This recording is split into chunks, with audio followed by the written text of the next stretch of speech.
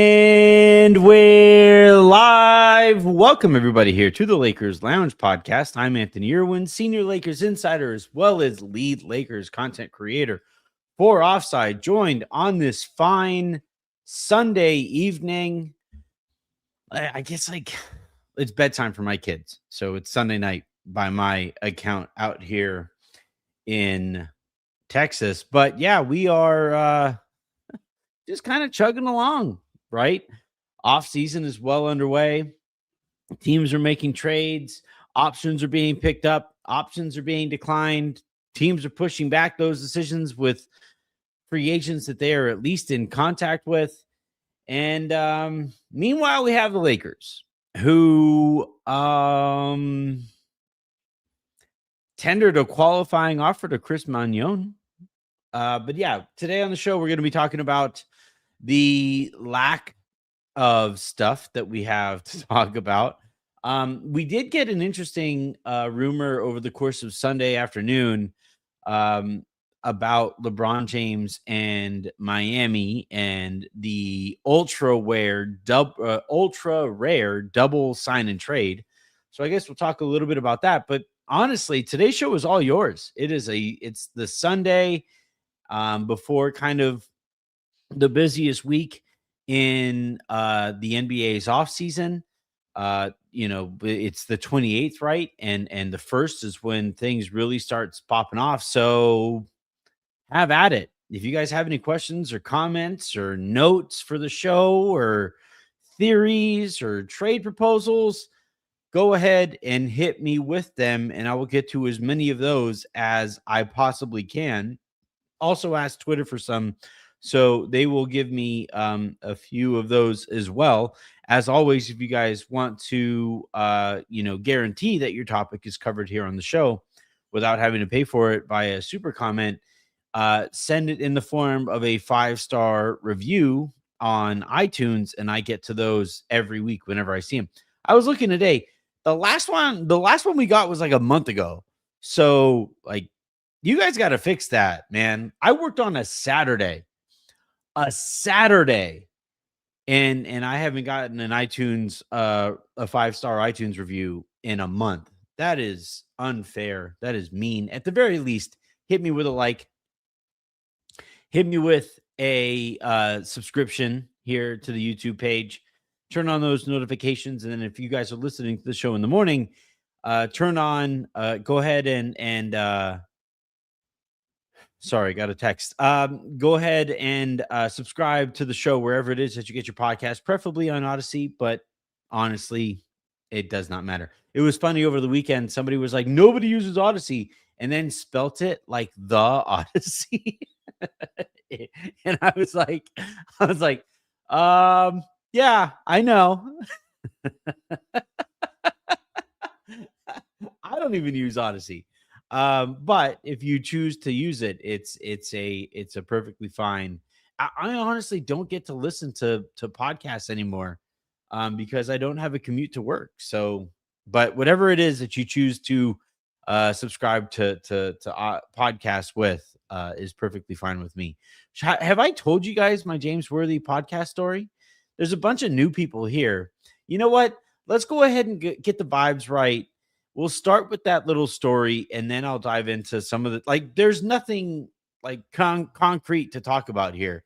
So I'll go ahead and start with a fun James Worthy story from early in my career. And then we'll go ahead and dive on into that weird LeBron Miami sign and trade that I'm almost positive isn't going to happen. And then we'll dive into your guys' questions and then we'll get to watch Thrones together. How about that?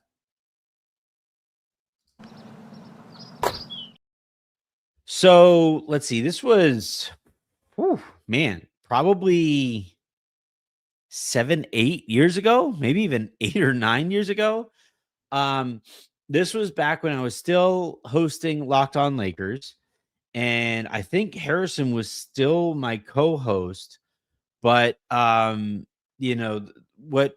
Spectrum used to do back in the day was they would host these blogger nights. And so at that time, Harrison and I were running Silver Screen and Roll. I was hosting Locked On Lakers. They invited the guys who were running Lakers Nation, and then some kind of more independent uh bloggers, from throughout the internet as well.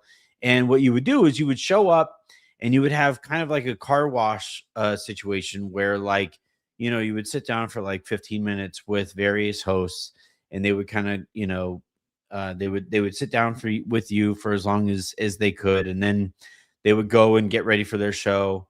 And then during the show, you would, those of us who were being hosted there, we would go eat like dinner in this little like closet that they would put us in. And then every so often, if there was room in their big like conference room, depending on the number of people who would show up, you would also get to watch games with like Spectrum talent, right? So the time, like a couple of the times that I went, like I got to sit next to Karan Butler and just basically talk basketball with him for a couple of hours. There was another time where I was sitting next to Derek Fisher, and the more frequently that you would go, like the further up the table that you would go. So like, and the further up the table that you went, like the closer you would get to James Worthy, who would say all kinds of crazy things over the course of the game. Legitimately, the best part of these nights was any moment that you got to interact with James Worthy. So James, so this was the first year that we were doing this, and I, because of like the literal market, at that time I was the only Lakers podcast basically. Everybody else was like written word, and their podcasts weren't like ready for guests or whatever. So we showed up and we talked to, I forget who the PR person was. When we got there, we were like, yeah, can I talk to, they were like, all right, we have James ready for you today. We have Geeter ready for you today. Geeter has always been really good for these things. Brez is also a really fun conversation, was a really fun conversation back when this was still a thing. But this was back at a time before like podcasts had become anywhere near like a fraction of as popular as they are nowadays. So clearly this PR person, had spoken to James Worthy and told him, hey, you're going to interview with so-and-so for his podcast. And very clearly, James Worthy did not know what a podcast was. So, so the funny, like if you ever go there to Spectrum's building, it's this very like cemented off thing, and it has these big cavernous hallways. And so I come around the corner, and I pop my head around the corner, and I'm carrying like all of my podcast equipment and stuff like this. And James is at the end of the hallway down there. And again, he's like, he had just finished with like makeup, so he's got like he's got like the tissue in his collar here or whatever. And he like pops his head out from the dressing room that he was in and getting ready in, and he goes, deep booming voice, obviously James Worthy, goes, yo, podcast. And I'm like, that's me. Yeah, I am podcast.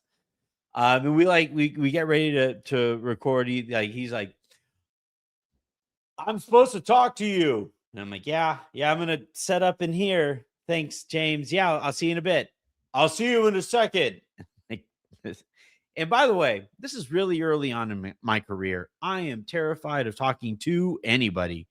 The the imposter syndrome is going off of the charts, and I'm just like, yeah, my name's podcast, sure.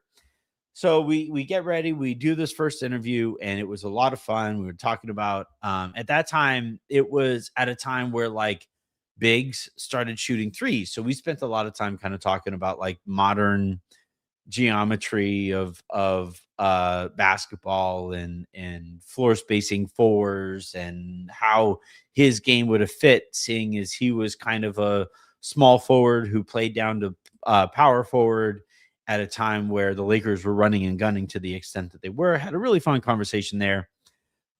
Finished the interview, all that stuff, posted it. And I left that opportunity, that press opportunity. I called Harrison after we were done, and I was like, "Hey man, I think he thinks my name is podcast." Harrison just like busts up laughing on the other side, on the other end of the line. And then the next year, Harrison and I were supposed to record together with James. So we show up, and it's me and Harrison walking down the hallway. And at this time, Lakers Nation, I think, had like launched their show. Trevor had launched their show with their like social media army. So their show had like taken off already and stuff. And we're just kind of chugging along.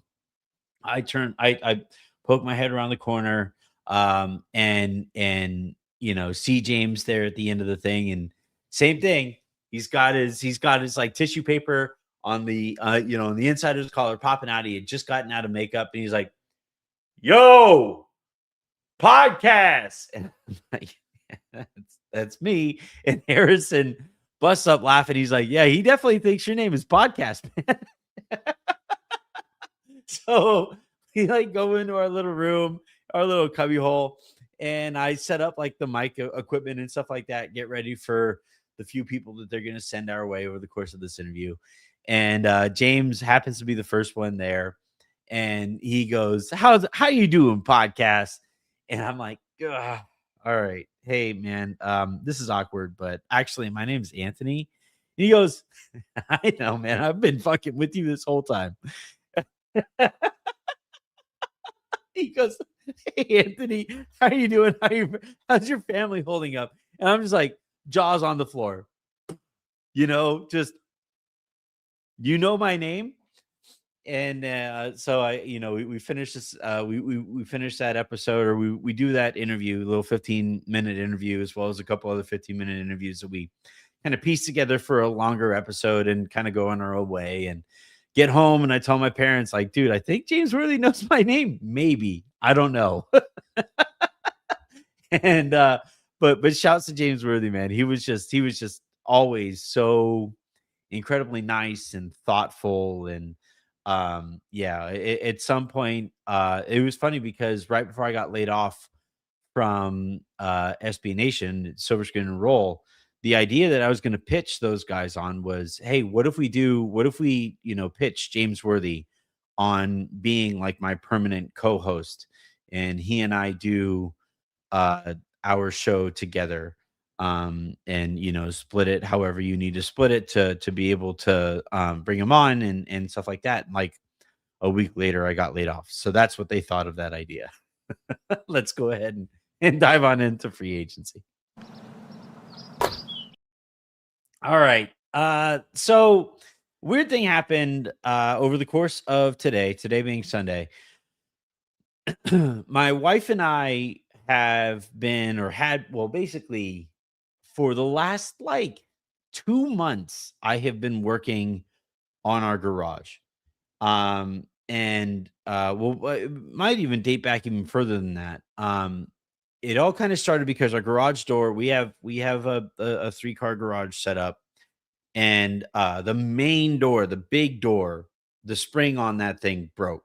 And we had to, in order to get it replaced, we had to like completely change out the spring and all this stuff. It was going to cost all this money.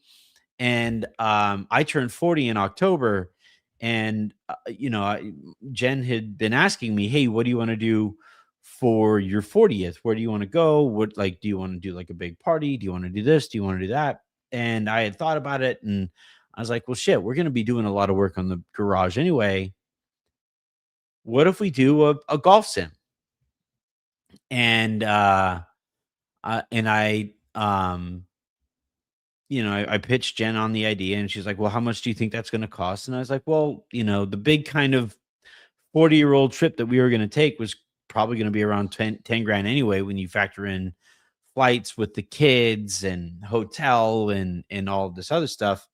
Um, so can my budget just be 10 grand on the flight on the golf sim, and she was like, "That's a little steep, but sure. All right, let's do that."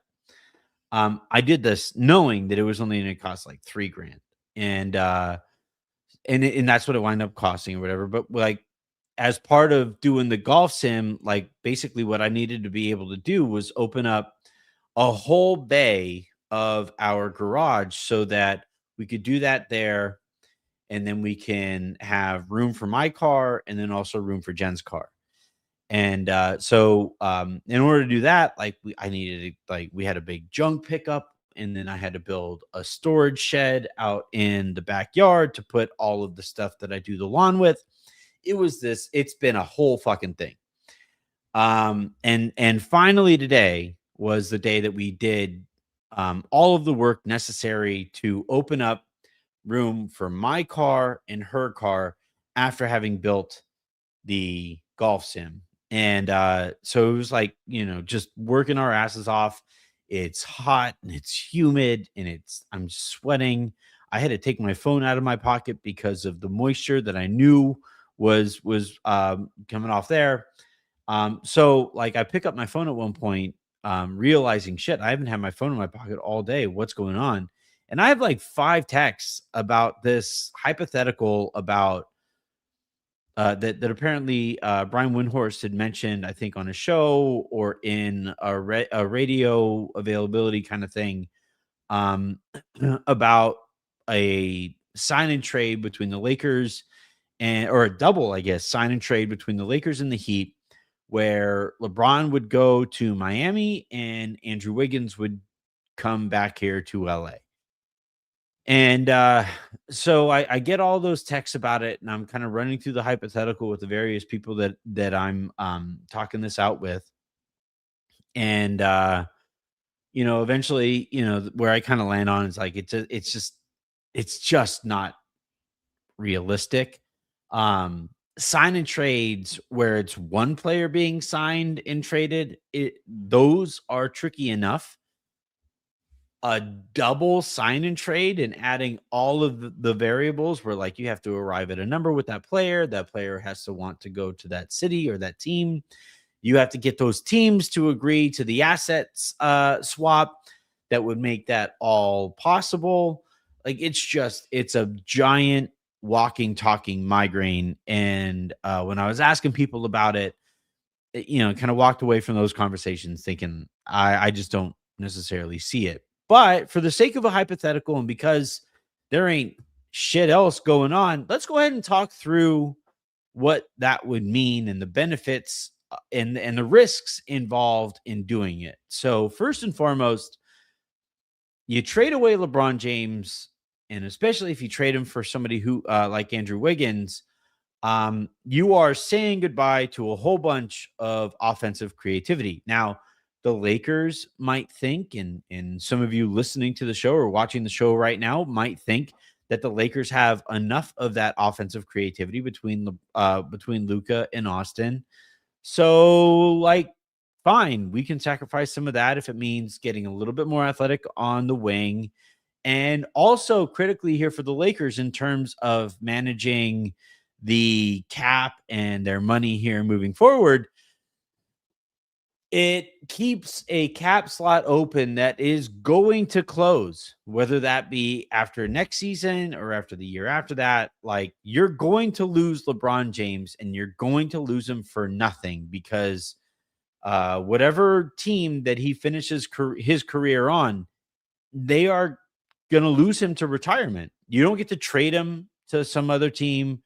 In all likelihood, you aren't going to have, some wide open, cap slot after he is gone, because your books are going to be devoted to the type of competition that is expected of you while you employ Luka Doncic. Like, you're kind of screwed whenever, like, it's an honor, honestly, that LeBron would retire with you.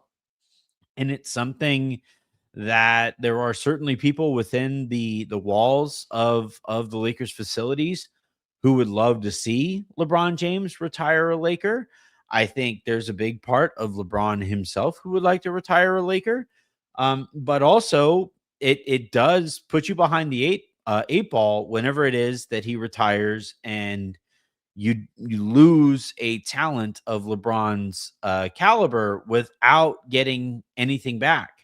And that makes it really tricky to continue to compete at the level that you would if LeBron were still on your roster. So, um, like, if you trade LeBron for Andrew Wiggins, who, like, sure, isn't exactly a spring chicken anymore. And there have been times when he just kind of plays or doesn't play, and he's had injury stuff to various extents over the course of his career. He's also somebody who, at his best, is a bona fide championship caliber player. At his worst, um, at early in his career, looked like an outright bust, right? So, you turn LeBron into Andrew Wiggins, and at the very, very least, you extend that timetable where you have to, at some point,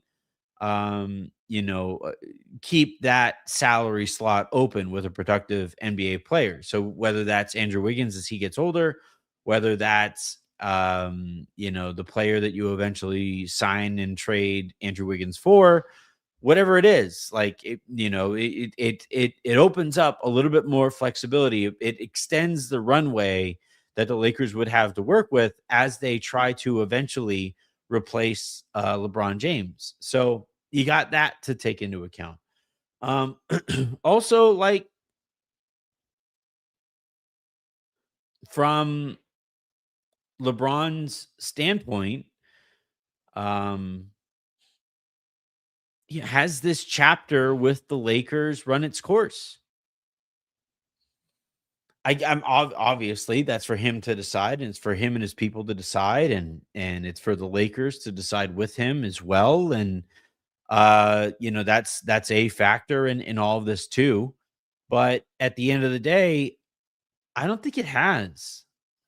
Like, if it was somebody was asking me the question, "Hey, do you think LeBron's run in the Lakers has run its course? Has he gotten everything that he could possibly have gotten out of being a Laker?" I don't think it really has, to be completely honest. I would like to see a more fulfilling chapter to end this portion of LeBron's run in LA than the last, like, 3 or 4 years where the Lakers have very clearly just been waiting for him to whittle away. And me personally, I would like to see LeBron back. I would like to see he and Luca and Austin and whoever else remains on that roster compete for a championship. I think being here with the Lakers gives him his best shot at a championship. Now, that said, I guess if you basically just swap Andrew Wiggins out for him and he goes to Miami and he plays with Giannis and with Bam Adebayo, like, that is a hell of a front court. But, like, they still have to fill out the rest of the roster. What does that look like? What happens if Giannis gets hurt as he has the last few years? You know, I don't know that Miami is objectively better than the Lakers would be if, you had LeBron on one team versus another. So, me personally, I have been very consistent on this front. I have not gotten any information that would point to any other outcome than LeBron being back on the Lakers at some contract that, runs in that 2-year, $50 million a year, $50 million total range, whether that starts at 27 and then finishes at 23, or starts a little higher and finishes a little bit lower so that it's that much easier to replace his cap slot next year.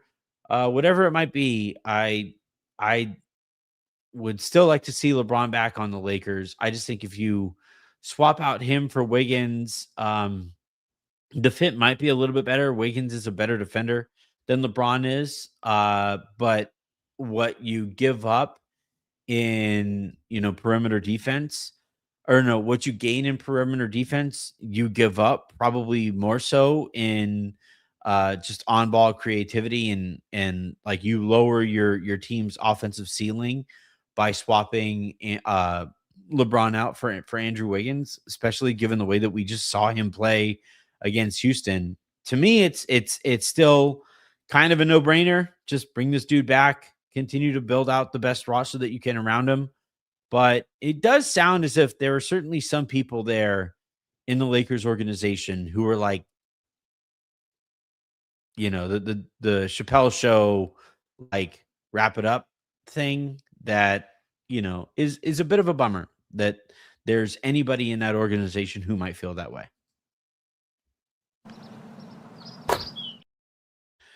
All right. That is honestly it in terms of what I wanted to talk about. And that's including the out of nowhere James Worthy story. Let's go ahead and dive on into some of you guys' questions and comments. I asked for, I guess, while we were talking about LeBron, I maybe should have mentioned that the Warriors keep on leaking to anybody who will listen that they are apparently like the favorite if LeBron leaves the Lakers, which, like, congrats, I guess. It's crazy, like, how much worse that the Warriors organization is now than it was a few years back. And I feel like the starting point of that decline was Kurt Lacob's rise through the ranks of that organization. It's just that almost never pans out. The kid whose dad owns the team, you know, convincing daddy that, yeah, I could run this shit. Like, it just, I can't think of very many examples where that wound up being a good thing for anybody. And I think that's kind of what you're seeing here with the Warriors now, where Kirk Lacob is getting louder and louder and louder, and that organization gets more and more and more inept. But anyway, let's go ahead and dive on into some of you guys' questions. I don't really take the Warriors thing very seriously, so I'm not going to spend any more time on it than I have to. All right, let's go ahead and dive on into some of your guys' questions, starting at the bottom. At Lightman Burner, is there any possibility that LeBron just takes a year off, then comes back in the 27-28 season? Nope. I don't think that is going to happen. Let's see. Another LeBron James question here. I thought I had another one. Oh, okay. Euro Chuck or whatever. What's this report on LeBron and AD to the Warriors? Kevin O'Connor report, sign and trade. I mean, I don't even know what the Lakers would get back from the Warriors that I would be all that interested in, right? Like, and also, like, if you were a Warriors fan and your trade, like, and your front office is signaling that the pathway that they see to success is a 42-year-old LeBron and an Anthony Davis who has played 5 more games than I have the last couple of years. Like, there's no way I would be very confident in how that could possibly turn out. I like, in terms of players who could come back that I would be interested in, I guess Moses Moody. Like, if Moses Moody was put on the table for LeBron, I would listen up a little bit. I have zero interest whatsoever in Brandon Pajemski. Quentin Post? No, not really. So, like, unless they are basically sending out all the money that they would have to send out to trade for Anthony Davis, and then they are signing LeBron by way of the mid-level exception after acquiring Anthony Davis, I guess that's how you could see that playing out. But that team will be good for like a month, and then Anthony Davis would start to break down, and then, Anthony Davis makes like $60 million. So you would be saying goodbye to Draymond Green in that deal, which would, seriously hamper your ability to defend whenever Anthony Davis is out. You might be able to keep Jimmy Butler in that scenario. Probably not, but maybe. But Jimmy Butler is going to be out for the first chunk of the season next year. And even when he comes back, he's going to be coming off of a horrific knee injury. So, yeah, I don't know. Like, as far as like, do I take this very seriously? Not really. Neither from the standpoint of like, I don't think it's particularly, I'm not saying it's illegitimate. I'm saying it's pretty unlikely. And even if it does happen, I don't think the Warriors will be very good. So, you know, good luck if you want to try to pull that off. All right. So the next question, it comes from, let's see. George Santiago writes, are the Lakers actively shopping their guys like Vando, Dalton, and Jake? Vando and Dalton, for sure. I think if those guys start the season on the Lakers roster, it would be a pretty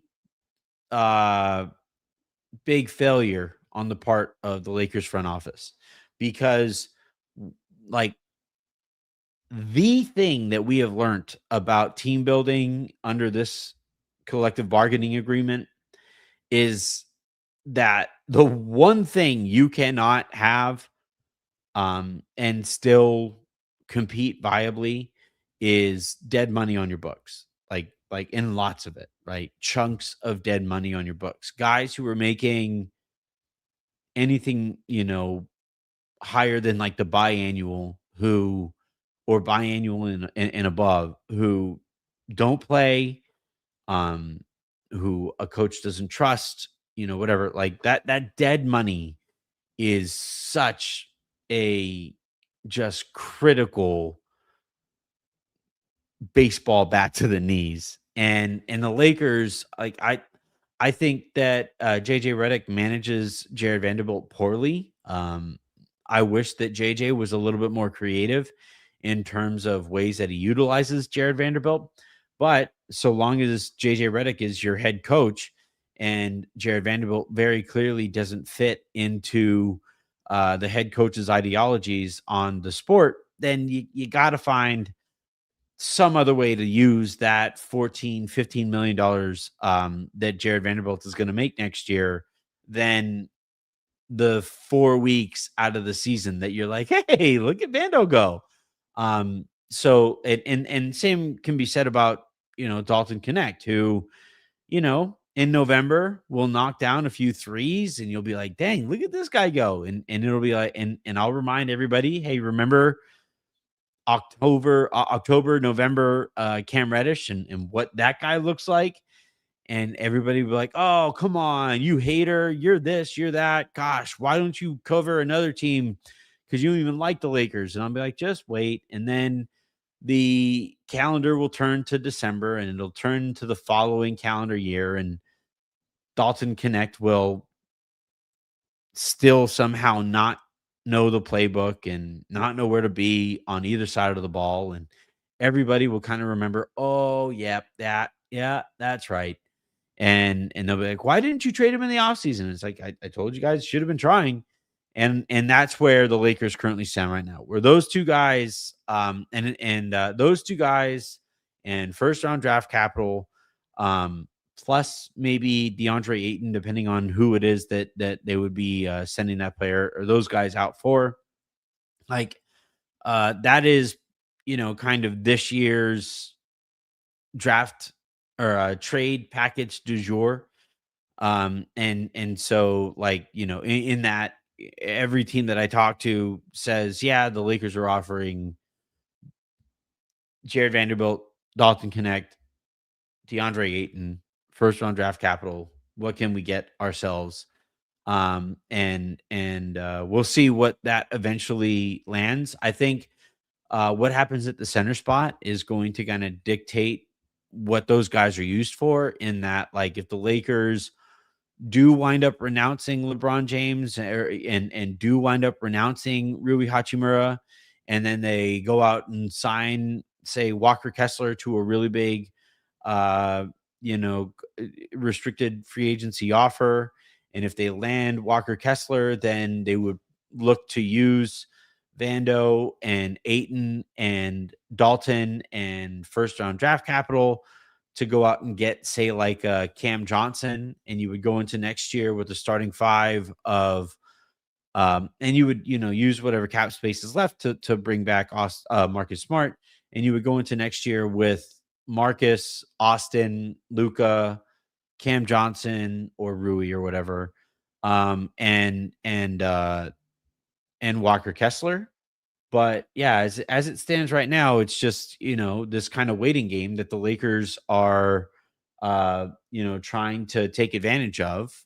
But the waiting game is getting trickier and trickier the further into the summer that they get. Let's see. Herb Wife asking, what do you think will happen with Jake, Rui, Dalton, Nick Smith Jr., Adu Thero, and Bronny? All right. I'm just going to go in order. I think Jake is going to be on the team next year. Rui is a coin flip, legitimately, like 50-50. I could see him on the Lakers next year. I could see him on Detroit next year, or Brooklyn or San Antonio, whatever. Dalton, I think, is going to be traded. Nick Smith Jr. doesn't matter. He's not an NBA player. Adu Thero, I think he's going to be getting rotation minutes next year. And Bronny, his future with the Lakers is directly linked to LeBron's future with the Lakers. If LeBron is on the team, Bronny's contract gets picked up and he plays rotation minutes next year. If LeBron is not on the team, the Lakers would shortly thereafter, waive Bronny and, not pick up the guaranteed aspect of his, or the non-guaranteed aspect of Bronny's contract. And Bronny would it would be really interesting to see if Bronny, this is the thing that, like, I've always been kind of saying about the Bronny situation, which is nobody ever thinks to ask Bronny what he would like to do, like, with his career. Everybody's like, yeah, Bronny's just going to follow LeBron all over the country playing on whatever team LeBron plays on. And if I were Bronny, I'd be like, wait a second. I am a early 20s, good looking millionaire, and I have to follow my dad around the country. Is there a door number 2? Like, nobody ever seems to ask that question. Never comes up, but here we stand. So yeah, Bronny, like, is gonna, like, as far as his future with the Lakers, if LeBron is a Laker, Bronny will be a Laker. If LeBron is not a Laker, Bronny will go somewhere, wherever, but he won't be a Laker. Let's see. Spencer Morbeck asks thoughts on Zaire Williams. Well, this is what's funny about the Bronny thing. It just kind of played out this way. This is the order of the tweets that I see on my timeline. Zaire Williams, teammate of Bronny's back in high school. And Dan Wojcicki, obviously of The Athletic, reported that, one of the Lakers' free agency options is Williams. The Nets obviously have their roster crunch, and they let Zaire Williams go. He is a very athletic wing, and he is a very young athletic wing who checks a couple of boxes for the Lakers. Unfortunately, for the Lakers or whatever team signs Zaire Williams. Every time I've watched him, I have not been positive that dude knows how to play basketball. So, and by that I mean like, like the geometry of defense and offense and cutting and shooting, and he's absolutely talented enough to be in the NBA. I just don't watch him and think to myself like, all right, that guy's about to get it. I just, I don't think he makes a whole bunch of sense for the Lakers unless he's like a 14th or 15th guy who gets, like that they would take a flyer on. If I- he is so far down the priority list, or players like that are so far down the priority list right now, you got to get your center. That is priorities 1, 2, and 3. From there, you figure out whatever else you have to figure out. But Zaire Williams is real far down there for me. All right, let's check in on the live chat to see how we're doing in here. We have a few super comments here, so I'm going to go ahead and play the most important sound on the show.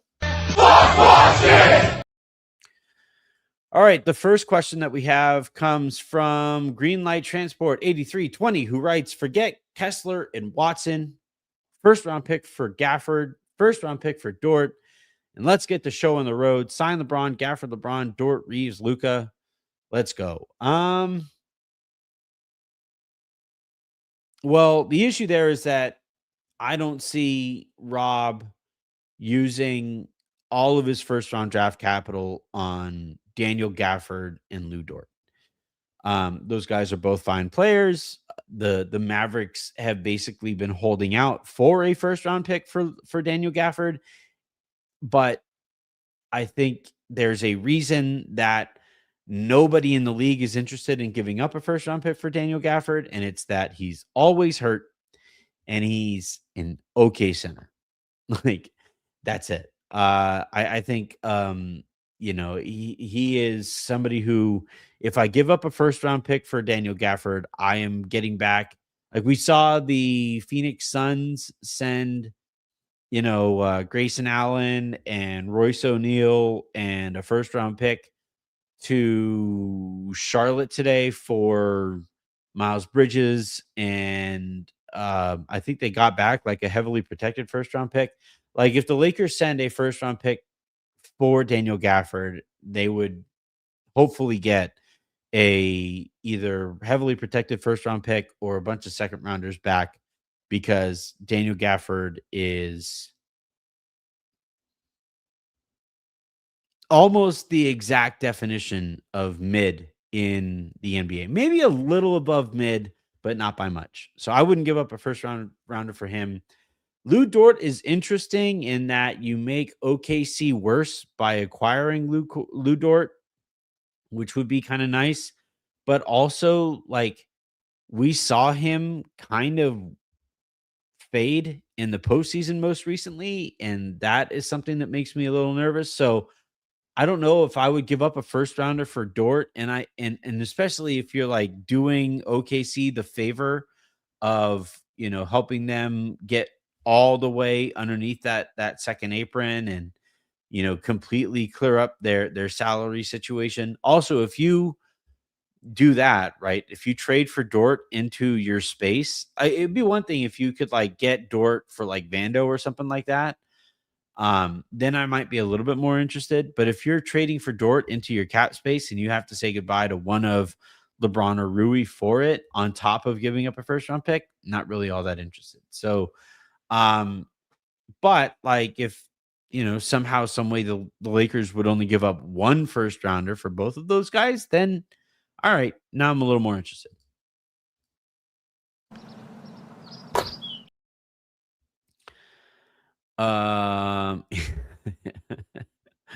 Just looking back at the reactions to the James Worthy story, and yeah, it was a fun story. It's one of my favorites of my career.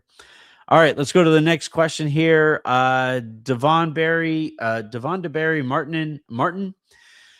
What do you think of overpaying for Kessler for a 2-for-1 deals, steal him from the Jazz, still have your picks available to go after wings on the market.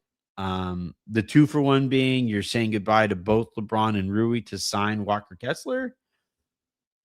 You better hope he works out, and you better hope that Utah doesn't match. This is the part of that scenario that I don't think people are taking seriously enough. That being that, like, all right, let's say the Lakers say goodbye to LeBron, say goodbye to Rui Hachimura. They open up all of the money that they need to open up to make this Godfather offer to Walker Kessler. And Danny Ainge and Austin Ainge go, fuck. Shoot. Well, I guess we have to match. Now, you no longer have the bird rights to LeBron James. You no longer have the bird rights to Rui Hachimura. And you have just told both of those guys that Walker Kessler is more valuable than the two of them combined. Like, then you're completely screwed. Then you're like, then you might have to overpay LeBron to come back. Then you might have to overpay Rui Hachimura to come back. And that's just so that you could be exactly where you were before you started those conversations about Walker Kessler. That is terrifying. And that is something that I don't think the Lakers are willing to risk. Now, if you talk to the Utah Jazz and say, all right, we are willing to renounce LeBron James and we are willing to renounce Rui for the sake of making an ungodly offer to Walker Kessler that either you let him walk for, or you match and it hurts your books for the foreseeable future, right? And that conversation leads to, or we could work out a sign and trade where we avoid all of those other headaches altogether. You get something from us, draft capital, DeAndre Ayton, Vando if you want Vando back, Dalton Connect if you want a white dude back. Like, we could try to work something out in a sign and trade, or you can, keep this guy whose agent does not like you at all, or you can keep this guy and these rumors of him not wanting to be there longer term will continue, whatever. Or you could risk us making that kind of an offer and fucking up your books for the foreseeable future. And it would be really interesting to see how both of those sides would handle those conversations. But there are just so many ifs, and there are so many qualifiers, and there are so many hurdles and speed bumps and right turns and left turns and loop-de-loos that you have to navigate through all of that to maybe, just maybe, get Walker Kessler on the other end of it. And the what you risk is alienating LeBron and alienating Rui Hachimura to the point where you then have to bring those guys back at like $5 million over what you should probably have to bring them back at. I don't know. I don't necessarily see it with Walker Kessler, even granting how badly I want to see him in the Laker uniform next year. But until he is officially signed in Utah, and until Jalen Duren is officially signed in Utah, the Lakers are going to keep making those calls, and they're going to keep bugging him, and they're going to keep sending those emails, and they're going to keep sending those emails which ask if the Utah Jazz had seen their previous emails, and they're going to keep leaving voicemails about whether or not Danny and Austin Ainge have seen the voicemails that Rob Pelinka has left before.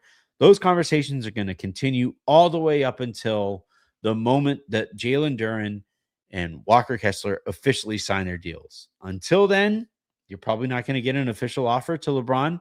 You're probably not going to be able to move forward with some of the other options at the center position. And at the time when those guys sign those deals with their current teams, then the Lakers probably call up Milwaukee and be like, What would it take to get Miles Turner? And we see how those conversations go. All right. The next question that we have here comes from all right, Timor 0414. This isn't a super comment, but I saw it scrolling by, so I'll go ahead and answer it. Have you heard anything about this Jokic to the Lakers stuff? I know that the Lakers would absolutely love to make the Denver Nuggets a little nervous about their standing with Nikola Jokic. I know Luka and Jokic would really, really, really like to play together. Um, but I just don't see a world where the Nugget, unless Jokic goes to the Nuggets and says, Stan Kroenke, you never paid luxury taxes. You never did this. You never did that. You fired my coach. You did that. Like whatever it would be that he, whatever reasons he presents to the Kroenkes as why he would want to force his way to the Lakers. I just don't see it. Now, that said, over the course of this season, there's going to be a lot of noise. Just prepare yourselves for there being a lot of noise there. I said this yesterday on the show. I'm going to continue to repeat it. I want the Lakers to build out the best roster that they can possibly build to vie for a championship and to build such a good team that Jokic looks over and asks Luka what it's like to be a Laker, and Luka is able to confidently tell Jokic it's probably a hell of a lot better than being a Denver Nugget right now. And the two players start to, put their thumbs on the scales to hopefully force Jokic to the Lakers. But like I saw this point being made on Twitter today about like you can't do anything until you see for sure how the things are going to play there with Jokic. Absolutely the fuck not. I am not willing to risk pissing off Luka Doncic for the sake of Jokic maybe just maybe becoming available. Nope. Not even a little interested. I know Jokic is great. He is one of the best basketball players I have ever seen. I would love to see him on the Lakers and especially with Luka, but I am not willing to to kick the can down the road again for the sake of keeping powder dry for a guy who might just be like angling to maximize his earnings with that team. Which involves passing up on extensions to sign during free agency windows. Let's see. Ashley Romero is what I'm going with there. Rui, Vando, DA, and 3 firsts for Evan Mobley or Zion Williamson. Would you do this? Well, the Lakers can't do that because they only have 2 first rounders to trade. Now, Evan Mobley is reportedly a part of the Cavs pitch to, or what the Celtics would like to get for Jaylen Brown. And if you're the Cavs, Evan Mobley is going to be really expensive. Jaylen Brown is also going to be really expensive. Do you trade Mobley for the more playoff proven player in Brown and carry things out that way? But if you're like Boston, do you just hold on to Mobley in that scenario? We'll see. But the thing with Cleveland and Boston and Denver and Detroit and Utah is they are all focused on being good basketball teams next year. And the Lakers, whenever they have trade negotiations with teams, what they are offering is draft assets and financial flexibility. But if you're trying to be as good as you can possibly be as a basketball roster next year, those things don't matter to you. So those teams that would be coming from, or those players that would be coming from teams that are trying to be to be competitive next year, what the Lakers have to offer isn't very appealing. So it makes it really tricky.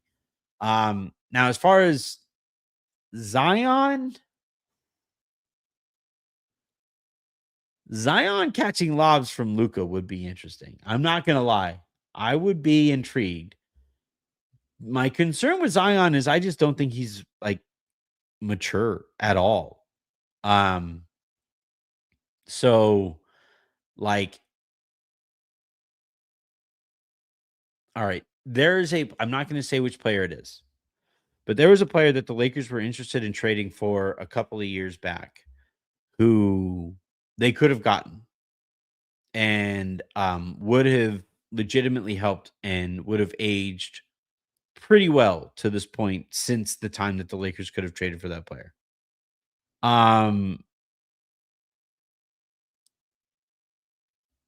Trade talks got fairly far down the line. And then, the Lakers talked to some people around the league about this player. And the Lakers come to find out that this player had a couple of habits that would have been, let's just say, enabled by living in Los Angeles. And they were like, nope, not going to trade for this guy because they were worried about that player's lifestyle choices and tendencies and how they would handle those things in Los Angeles, being zillionaires, young, good-looking zillionaires in Los Angeles. They were like, no, we're not really interested in that. That player eventually gets traded to a different team, has a pretty good run, and the rest is history. And I think that the Lakers probably feel about Zion Williamson right now the way that they felt about that other player before, where it's like Zion has some tendencies, he has some interests, he has some vices, and if you open Zion Williamson to Los Angeles with the amount of money and the amount of resources that Zion Williamson has, how well would those vices go for him? And I think there are probably some people who are like, might work out. Maybe he turns a page. Maybe he matures. But also, maybe he doesn't. And there are, I think there are very real and fair concerns on that front that would keep the Lakers from trading for Zion Williamson.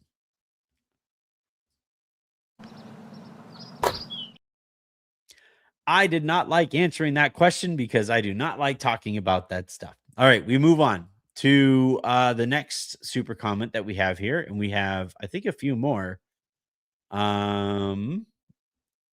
Let's see. Tori Despress left a super comment without a question, so I'm going to see if there is a question or a comment here. Otherwise, here we go. What is this Marcus Smart noise? What are the chances the Lakers don't bring back Smart? I feel like losing him for nothing would be pretty rough. Completely agree about that. The Lakers really want him back, is what I have been able to glean, is that they 100% believe in his impact on the locker room last year. They 100% believe in his impact on the defense last year. And they 100% believe that they would, that it makes all the sense in the world to bring him back. However, they have limited funds here and they don't have bird rights on him. And so if some team comes way over the top, then you do risk losing this guy for nothing. But from what I've kind of been told and based on the conversations that I've had so far, the Lakers have made a pretty big priority of trying to keep Marcus Smart. And I think they would it would be wise to do so, pun intended.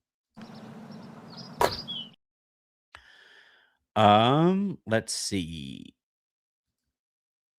Okay, so you left the question again there. Thank you very much for the supers there as well. But yeah, that's where I am at on those fronts, and that's where the Lakers are on those fronts. All right, I think I'm gonna pop out of here. Cross the hour threshold. Gonna chop this thing up, serve it up for you guys in the morning. and then go on about my happy way and watch Thrones. So if there's any kind of breaking news or any kind of report that, I need to hop right on here for, I will hop right on here to do that. And that is going to be the plan, obviously, for the next couple of weeks or so. So for the time being, have a great rest of your weekends. Make somebody else's. And I will talk to you guys, might be in 5 minutes. Who knows? How we going, everybody?